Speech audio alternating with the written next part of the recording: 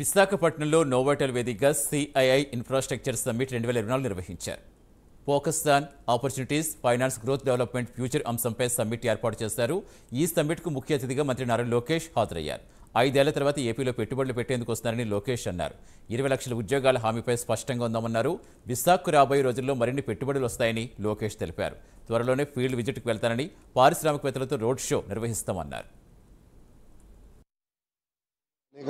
Field విజిట్స్కి వెళ్తున్నాను. ఎందుకంటే కొంతమంది ఇన్వెస్టర్స్ వచ్చారు, వాళ్ళు కొన్ని ఏరియాస్ చూపించాలి అని కోరారు, వాళ్ళతో నేను వెళ్తున్నా. సో రాబోయే 100 రోజుల్లో ఫస్ట్ 100 days ఉన్నది సెట్ చేసి రాబోయే 100 రోజుల్లో పాలసీ, ఐటీ పాలసీ అంటే ఒక ఐటీ పాలసీ, జీసీసీ పాలసీ లాంటివి అన్నీ తీసుకొచ్చి మేము ప్రజల ముందర పెడతాం, పారిశ్రామికవేత్తల ముందర పెడతాం, రోడ్ షోలు చేస్తాం.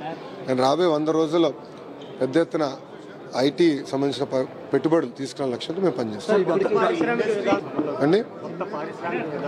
నెక్స్ట్ 100 daysలో తీసుకొస్తాం. ఇంకా విశాఖపట్నం విషయంలో నేను చాలా స్పష్టంగా చెప్పా, ఇది మన ఐటీ డెస్టినేషన్ అని.